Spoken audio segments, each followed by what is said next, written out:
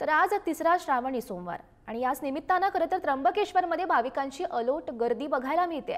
त्र्यंबकेश्वरासह दर्शन घेण्यासह ब्रह्मगिरी पर्वताला प्रदक्षिणा घालण्यासाठी मोठी गर्दी जमलेली आहे। पहाटेपासूनच खरं तर भाविकांच्या मोठ्या रांगा लागल्यात आणि या संदर्भात अधिकची माहिती जाणून घेऊयात। आमचे प्रतिनिधी किरण ताजने सध्या आपल्या सोबत आहेत। किरण, काय सध्या वातावरण बघायला मिळते त्या ठिकाणी?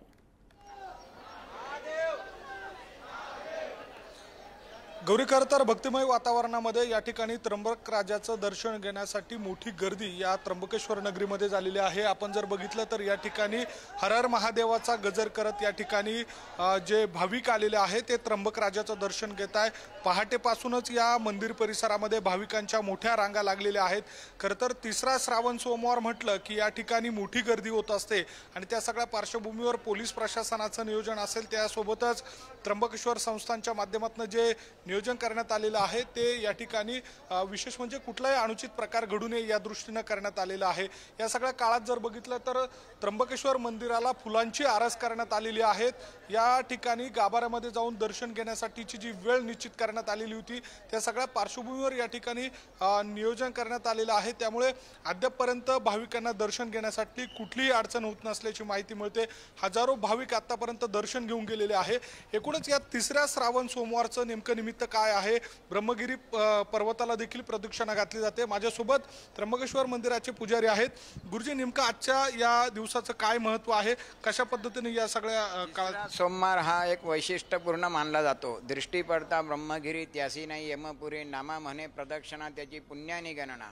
संत ज्ञानेश्वर, सोपान तुकाराम, निवृत्तीनाथ, मुक्ताई हे सगळ्यांनी ह्या त्र्यंबकेश्वरी प्रदक्षिणा केल्याचं पुराणांमध्ये, शास्त्रामध्ये सगळीकडे सांगितलेलं आहे।